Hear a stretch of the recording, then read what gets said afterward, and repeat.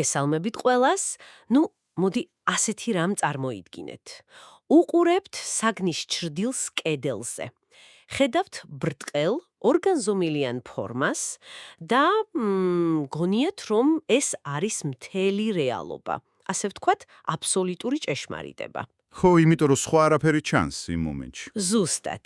მაგრამ სინამდვილეში ეს ჩრდილი შეიძლება ეკუთვნოდეს სამგანზომილიან ძალიან რთულ ობიექტს.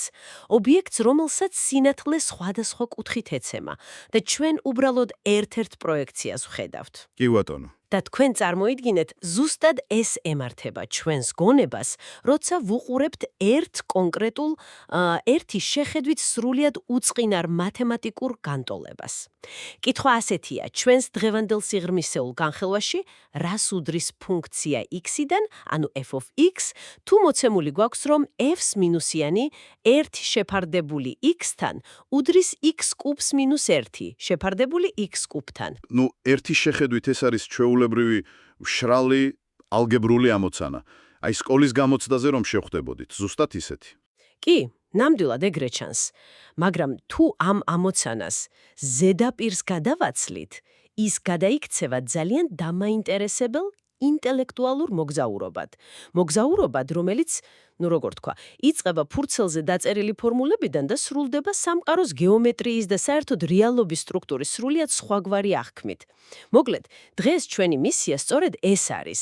გაჩვენოთ, თუ როგორ შეიძლება ერთმა შეკითხვამ გამოავლინოს მათემატიკის ფარული მრავალგანზომილებიანი არქიტექტურა. და სწორედ ეგ არის ყველაზე საინტერესო დეტალი. ანუ ჩვენ მიჩვეული ვართ მათემატიკის აღქმას, როგორც მექანიკური წესების ერთობლიობის. თითქოს ეს არის უბრალოდ ციფრების და ასოების გადაადგილება ტოლობის ნიშნის ერთი მხრიდან მეორეზე. ხო, მექანიკური დაზუთხვა, მეტი არაფერი. ზუსტად ეგრეა. მაგრამ დღეს ჩვენ დავინახავთ, რომ ის, რასაც მექანიკურად გვიხსნიდნენ, სინამდვილეში ბევრად უფრო ღრმა გეომეტრიულ შინაარსს ატარებს. განტოლება, რომელიც თქვენ ახსენეთ, რეალურად არის გზამკვლევი, რომელიც, როგორ თქვა, სრულიად სხვა განზომილებაში გადაგვიყვანს. მოდი ნაბიჯ-ნაბიჯ მივყვეთ და დავიწყოთ ზუსტად იმ კლასიკური მექანიკური მეთოდით, რომელსაც სკოლაში გვასწავლიდნენ. მოცემულობა გვაქვს ასეთი. ფუნქციის შიგნით გვიწერია x-1x და შედეგი არის იგივე ფორმა ოღონდ კუბებში. სტანდარტული მიდგომა რას გვეუბნება? ამოცანის გასამარტივებლად უნდა შემოვიტანოთ ახალი ცვლადი. კი, უნდა ჩავანაცვლოთ. ხო, ამ რთულ გამოსახულებას, რაც ფრჩხილებში წერია, ვარქმევთ y-ს. ანუ ვწერთ y უდრის x-1x. ახლა, იმისთვის, რომ კუბებამდე მივიდეთ, ჯერ ეს ახალი გამოსახულება კვადრატში უნდა ავიყვანოთ. ამ დროს ვიღებთ x კვადრატს პლუს 1 შეფარდებული x კვადრატთან, რაც თავის მხრივ უდრის y კვადრატს პლუს 2-ს. და მერე უკვე კუბების სხვაობის ფორმულა გვჭირდება. კი, ზუსტად. თუ ამ კუბების სხვაობის ფორმულას დავშლით და ფრთილად ჩავსვამთ ამ ახალ მნიშვნელობებს მარჯვენა მხარეს, ის საშინელი გრძელი გამოსახულება ლამაზად იკუმშება. და საბოლოოდ ვიღებთ მარტივ პასუხს f of y უდრის y კუბს პლუს 3y. ანუ თუ y-ს ისევ x-ით ჩავანაცვლებთ, ფუნქციის წესი ყოფილა f of x უდრის x კუბს პლუს 3x. ანუ მექანიკურად ამოხსენით, პასუხი მივიღეთ, მოგვარდა პრობლემა, ხომ? თითქოს კი, მაგრამ აქ ერთი წამით უნდა შევჩერდეთ. აი, მინდა გკითხოთ ის, რასაც ალბათ ჩვენი მსმენელების უმეტესობა ფიქრობს ახლა. რატომ ვთამაშობთ ამ დამალობანას? საერთოდ რაში გვჭირდება ამ y-ის შემოტანა? ეგ ძალიან ლოგიკური კითხვაა. ხო, არ შეგვიძლია უბრალოდ პირდაპირ x-ით ამოვხსნათ ეს ყველაფერი. რატომ ვამატებთ ახალ ასოებს და ვართულებთ ისედაც რთულ საქმეს? აი, ეგ არის ალბათ ყველაზე სწორი კითხვა, რაც ამ ეტაპზე შეიძლება დაისვას. დავიწყოთ იმით, რომ ეს არ არის უბრალოდ შეკითხვა ტექნიკურ დეტალზე. ეს არის კითხვა თავად მათემატიკის ფილოსოფიაზე. ერთი შეხედვით ამ y-ის შემოტანა მართლად ზედმეტ ხელოვნურ გართულებას ჰგავს. ნამდვილად ეგრე ჩანს. მაგრამ რეალურად ეს y არ არის რაღაც ფოკუსი. ეს არის აუცილებელი, ასე ვთქვათ, კონცეპტუალური ხიდი. მოდით ასე შევხედოთ. წარმოიდგინეთ ფუნქცია, როგორც ქარხნის დანადგარი. შავი ყუთია რა. როცა ჩვენ ვწერთ დასაწყისში მოწემულ განტოლებას, ჩვენ ვხედავთ ამ დანადგარის მუშაობის მხოლოდ ერთ ძალიან სპეციფიკურ მაგალითს. კი ბატონო. ანუ ვხედავთ, რომ თუ შიგნით შევაგდებთ ერთ კონკრეტულ რთული ფორმის დეტალს x-1 x-ს, დანადგარი გამოვაგდებს სხვა რთულ დეტალს. მაგრამ ჩვენ ხო არ ვიცით თავად მანქანის შიდა მექანიზმი როგორ მუშაობს. მოიცა, ანუ ჩვენ ვხედავთ საწყის მასალას და საბოლოო პროდუქტს, მაგრამ წარმოდგენა არ გვაქვს შიგნით ეს კბილანები და ძრავა როგორ ტრიალებს. ზუსტად ეგრეა. პრობლემა ის არის, რომ განტოლების ორივე მხარე მიჯაჭვულია საწყის სიგრძზე. და სანამ ეს ასეა, ჩვენ ვერ ვხებავთ ფუნქციის სუფთა დამოუკიდებელ წესს. და აი რა ხდება, როცა y შემოვიტანთ, ჩვენ ვეუბნებით საკუთარ თავს, რომ მოდი დავივიწყოთ დროებით რა ფორმის არის ეს საწყისი მასალა. დავარქვათ მას უბრალოდ რაღაც ნივთი. ნუ თუნდაც y. ახლა ხვდები. ხო, და ეს გვაძლევს საშუალებას გამოვყოთ ფუნქციის ზოგადი კანონზომიერება იმ კონკრეტული შეყვანილი მნიშვნელობისგან. ამ y-ის შემოტანით ჩვენ ვხედავთ წმიდა ოპერაციას, ანუ რას უშვრება ეს ქარხნის დანადგარი ნებისმიერ არგუმენტს, რა ფორმიცაც არ უნდა იყოს ის. გასაგებია. აი, ეგ ზუსტად იმას მსგავს ამ მანქანის ძრავის მუშაობის პრინციპის გასაგებად, ჯერ რომ უნდა დავივიწყოთ კონკრეტულად რომელ ბენზინგასამართ სადგურზე ვასხამთ საწვამს. საწვავის ბრენდს ხომ მნიშვნელობა არ აქვს, თავარია ძრავი როგორ წვავს მას. აბსოლუტურად ზუსტი ანალოგია. აი, ზუსტად ამ y-მა თავისი საქმე გააკეთა. ჩვენ ახლა ვიცით, ეს ერთი კანონზომიერება, ვიპოვეთ ფუნქციის მუშაობის წესი, რომელიც არის x კუბს პლუს 3x, თითქოს ამოცანა ამოხსნილია და შეგვიძლია დავიშალოთ.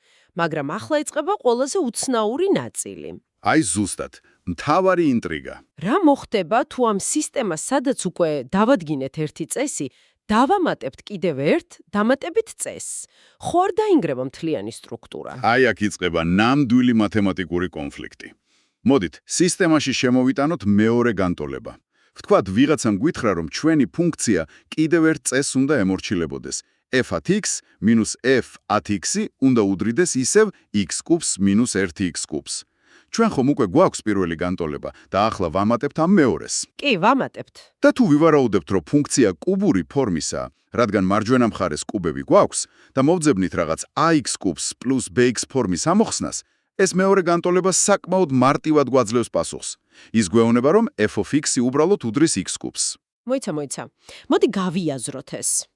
პირველმა განტოლებამ დიდი წვალების და ამ y-ების შემოტანის შემდეგ მოგცა პასუხი x კუბს პლუს 3x. ახლა შემოდის მეორე წესი და გვეუბნება, რომ პასუხი არის უბრალოდ x კუბი. ეს ხო ორი სრულიად განსხვავებული ფუნქციაა. დიახ, და სწორედ აქ ჩნდება დიდი პრობლემა. თუ ამ ახალ პასუხს f(x) უდრის x კუბს ავიღებ და შესამოწმებლად დავაბრუნებ ჩვენს პირველ განტოლებაში, ის არ მუშაობს. საერთოდ არ მუშაობს. ნუ, სისტემა იშლება. უფრო ზუსტად რომ თქვათ, ის მუშაობს მხოლოდ ორ ძალიან კონკრეტულ წერტილში, როცა x უდრის 1-ს ან -1-ს. ნებისმიერი სხვა რიცხვისთვის, მაგალითად 2-ისთვის ან 5-ისთვის, პირველი განტოლება უბრალოდ მცდარი ხდება. აუ, ეს დაახლოებით იმას გავს, სახლს რომ აშენებდე და საძირკვილისთვის ორი სხვადასხვა არქიტექტორის ნახაზი მოგცენ. პირველი არქიტექტორი გეუბნება, რომ საძირკველი უნდა იყოს კვადრატული ფორმის და 4 სვეტი სჭირდება, მეორე გეუბნება, რომ მრგვალი უნდა იყოს და 3 სვეტი ეყოფა. კი, ზუსტად მასეა. ანუ, ცალ-ცალკე ორივე ნახაზი იდეალურია. მაგრამ თუ მშენებელი გადაწყვეტს, რომ ორივე ნახაზი ერთდროულად ერთ შენობაზე გამოიყენოს, კედლები ერთმანეთს არ დაემთხვევა და სახლი უბრალოდ დაინგრევა. გამონაკლისი იქნება მხოლოდ ის ერთი კონკრეტული წერტილი, სადაც კვადრატი და წრე შემთხვევით გადაკვეთენ ერთმანეთს. ძალიან ზუსტი შედარება. ორივე წესი ეწინააღმდეგება ერთმანეთს. მაგრამ რატომ ხდება ეს? ნუ რას გვიჩვენებს ეს კონფლიქტი? ეს გვიჩვენებს ფუნდამენტურ სხვაობას ვიწრო დომენზე მომუშავე შეზღუდვასა და უნივერსალურ წესს შორის. როცა ჩვენ ორ განსხვავებულ მკაცარ შეზღუდვას ვაწესებთ ერთსა და იმავე სისტემაზე, ჩვენ ვაიძულებთ მას მუშაობას ისეთ ვიწრო ჩარჩოებში, რომ მათემატიკური სტრუქტურა ვეღარ უძლებს და, ასე თქვათ, ტყდება. გასაგებია. ზედმეტი წნეხია სისტემაზე. ხო, ეს იმის კლასიკური მაგალითია, თუ როგორ შეუძლია ზედმეტ პირობებს გაანადგუროს სისტემის შინაგანი ბუნებრივი ლოგიკა. ჩვენ ვეღარ ვპოვლობთ უნივერსალურ ფუნქციას. ჩვენ ვპოვლობთ მხოლოდ ორ წერტილს, სადაც ეს ორი შეუთავსებელი სამყარო დროებით იკვეთება. კი ბატონო. და როცა ასეთ წინააღმდეგობებს ეჯახები, ბუნებრივია ჩნდება იმედგაცრომება. თითქოს ლოგიკამ გიღალატა რა? მაგრამ სწორედ აქ იღებს ჩვენი განხილვა სრულიად მოულოდნელ მიმართულებას. როდესაც ამ შეზღუდვებს ვაანალიზებთ, ვხვდებით, რომ პრობლემა შეიძლება თავად წესებში კი არ არის. აბა რაშია? ალბათ იმაში, თუ როგორ ვწერთ და აღვექმავთ მათემატიკას. ხომ არ არის თავად ის მათემატიკური ნოტაცია პრობლემა, რომელსაც ჩვენ სკოლიდან მოყოლებული ასე ბრმად ვენდობით. ეს არის ის მომენტი, სადაც უნდა გადავაფასოთ ყველაფერი, რაც ვიცით. ჩვენ მიჩვეული ვართ, რომ მათემატიკური ნოტაცია, ეს x-ები, y-ები და ტოლობის ნიშნები არის აბსოლუტური ურყევი რეალობა. მაგრამ მოდით სრულიად სხვა პერსპექტივიდან შევხედოთ ამას.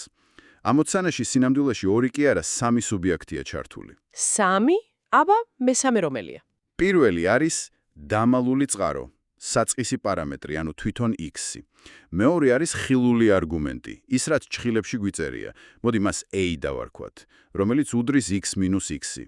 და მესამე არის თავად საბოლოო შედეგი f of a. მოიცა, ანუ როცა ჩვენ დასაწყისში ის საწყალი y-ი შემოვიტანეთ ამოცანის გასამარტივებლად, ჩვენ უბრალოდ ახალი ასოკი არ დავწერეთ ფურცელზე. არავითარ შემთხვევაში. y-ის, ან ჩვენ შემთხვევაში a-ის ჩასმა, არ არის უბრალოდ სახელის გადარქმევა. ეს არის არც მეტი, არც ნაკლები სისტემის კოორდინატების შემოbrunება. წარმოიდგინეთ ცილინდრი. აჰა, წარმოვიდგინე. თუ მას ერთი კონკრეტული კუთხიდან შეხედავთ, მაგალითად პირდაპირ ზემოდან, ის ზუსტად წრეს ხავს. მაგრამ თუ გვერდიდან შეხედავთ, მართკუთხედს ხავს. როცა ჩვენ ვწერთ a უდრის x minus 1x, ჩვენ ვკარგავთ სრულ ინფორმაციას ორიგინალურ x-ზე. ჩვენ უბრალოდ ვუყურებთ ამ რთულ, მრავალგანზომილებიან ობიექტს ერთი კონკრეტული კუთხიდან. ვაუ! დიახ, ჩვენ ვხედავთ მის პროექციას ორგანზომილებიან სიბტკეზე და ამ პროექციაში ვინარჩუნებთ მხოლოდ კავშირს არგუმენტსა და საბოლოო შედეგს შორის. დამეცადე, ეს ცოტა რთული მოსანელებელია. ანუ, რასაც სკოლაში გვასწავლიდნენ, რომ განტოლება არის რაღაც აბსოლუტური დასრულებული ჭეშმარიტება, თლად ასეც არ არის. გამოდის, რომ ფურცელზე დაწერილი ფორმულა არის უბრალოდ სამგანზომილებიანი ობიექტის გადასაღებად შერჩეული ერთ-ერთი კამერის რაკურსი? თუ ამ ფილოსოფიას გავყვებით, დიახ, განტოლება, რომელსაც ჩვენ ვხედავთ, არ არის მთლიანი ტერიტორია. ის არის უბრალოდ რუკა, რომელიც ერთი კონკრეტული წერტილიდან არის დანახული. და აი აქ შემოდის ცენტრისა და ორბიტის ძალიან საინტერესო კონცეფცია. ეგ რას ნიშნავს? მოდით განმარტოთ ის ფუნქციის წესი, რომელიც ჩვენ პირველ ნაწილში ვიპოვეთ, f-ია უდრის a კუბს პლუს 3a, არის ინვარიანტი. ინვარიანტი ნიშნავს იმას, რაც არ იცვლება. წარმოიდგინეთ, რომ ეს ფორმულა არის წრის უძრავი მყარი ცენტრი. ეს არის ფუნდამენტური კანონი. აჰა. და მაშინ ის კონკრეტული რიცხვები, რომლებსაც x-ის ნაცვლად ვსვამთ ხოლმე, მაგალითად, განტოლების ამოხსნისას, ეგენი რაღა არის? ეგ კონკრეტული რიცხვები, მაგალითად, რა მოხდება თუ x-ის ნაცვლად 2-ს ჩავსვამთ ან 10-ს, ეგენი არიან უბრალოდ ორბიტაზე, წრეწირის კიდეზე მოძრავი წერტილები. ისინი იცვლებიან, მოძრაობენ, მაგრამ ყოველთვის ემორჩილებიან ცენტრის გრავიტაციას, ანუ ამ ინვარიანტულ კანონს. ანუ ცენტრის გარშემო ტრიალებენ. დიახ, როცა ჩვენ თავდაპირველ ამოცანას ხსნიდით, ჩვენ უბრალოდ ერთი რიცხვითი პასუხი კი არ ვიპოვეთ, ჩვენ აღმოვაჩინეთ სისტემის უცვლელი ცენტრი. ცენტრი, რომელიც მართავს ყველა შესაძლო მოვლენას მის ორბიტაზე. ეს მართლაც ცვლის პერსპექტივას, თუმცა მოდი ცოტა პრაქტიკულებიც ვიღოთ და ასე ვთქვათ, მიწაზე დავეშვათ. თუ კი ეს ჩვენი განტოლება რეალურად სივრცული გეომეტრია, ობიექტების ბრუნვა და ტრანსფორმაცია, მაშინ რატომ ვწვალობთ ამდენი ალგებრული ფორმულებით? რატომ ხსნით ფრჩხილებს, ვიმახსოვრებთ კუბების ხვაობის ფორმულებს და ვწვალობთ შეკვეცებზე? იმიტომ რომ ასე გვასწავლეს. მაგრამ ხომ არ არსებობს უფრო პირდაპირი გეომეტრიული საიდუმლო გვირაბი, რომელიც პირდაპირ აი ზედმეტი ალგებრის გარეშე მიგვიყვანს ამ უცვლელ ცენტრამდე? არსებობს. და ეს არის ჩვენი საუბრის ალბათ ყველაზე ელეგანტური ნაწილი. ჩვენ შეგვიძლია გამოვიყენოთ ამოხსნის ალტერნატიული მეთოდი, რომელიც მთლიანად გეომეტრიას ეყრდნობა. მოდით იმ სტანდარტული ალგებრული y-ის ნაცვლად გავაკეთოთ სრულიად სხვა ჩასმა. ვთქვათ, x-ი უდრის s ხარისხად t-ს. მოიცა, დამაცადე. რა ექსპონენციალური ფუნქცია? სუფთა ალგებრულ სასკოლო ამოცანაში ვართ ახლა. საიდან მოიტანე ახლა ეს ხარისხად ტეს? ნუ, ვიცი რომ უცნაურად ჟღერს. ხო, ანუ არ შეიძლება ამოცანის შუაში წესები უბრალოდ შეცვალო და ტრიგონომეტრია შემოიტანო იქ, სადაც არავის დაუძახია. ერთი შეხედვით ნამდვილად ალოგიკური ჩანს. გეთანხმებით.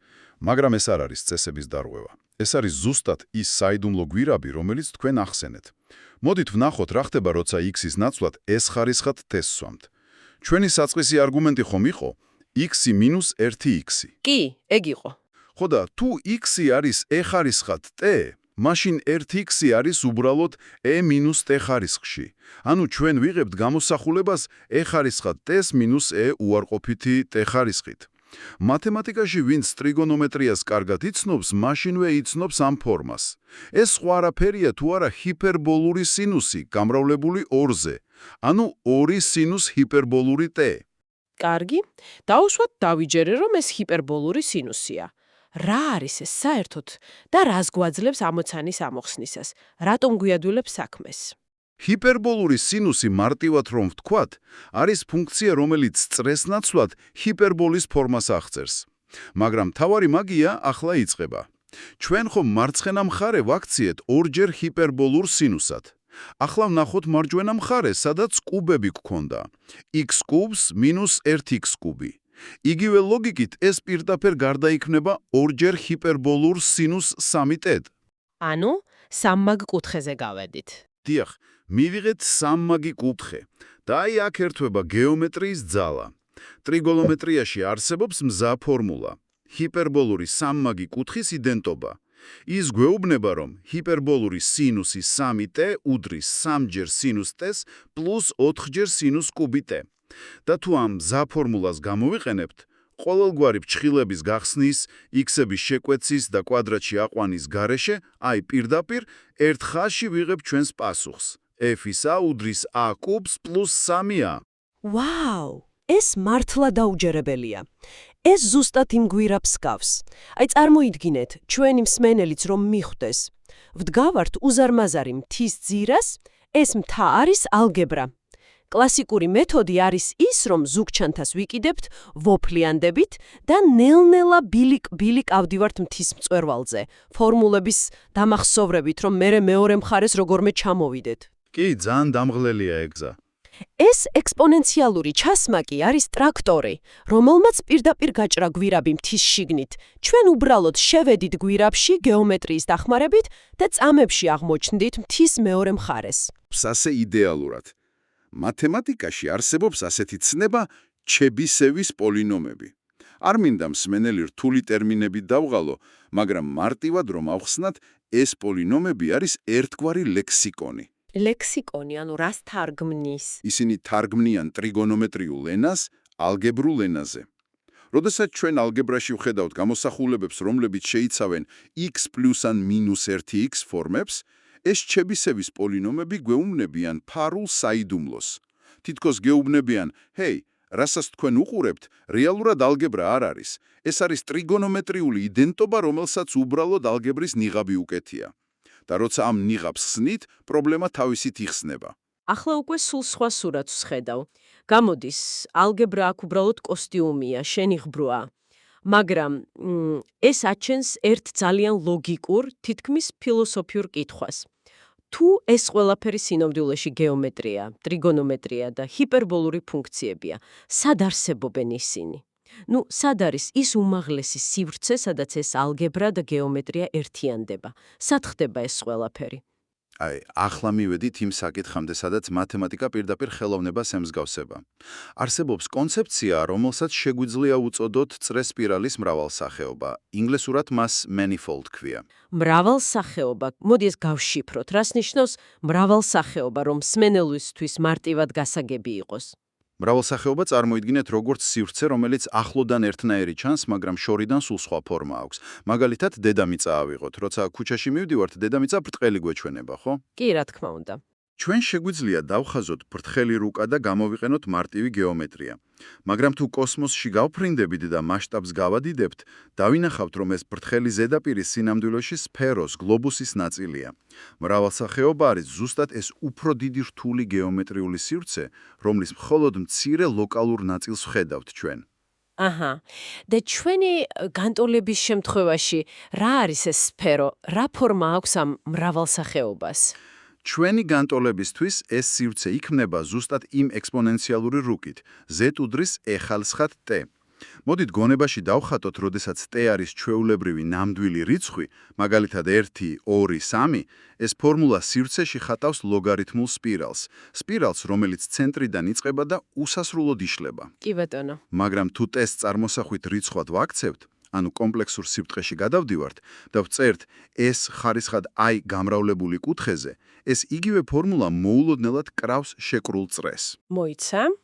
ანუ წრე და უსასრულო სპირალი ერთი და იგივე ობიექტის ორი სხვადასხვა ფორმაა. გააჩნია რა რიცხვებს გამოვიყენებთ.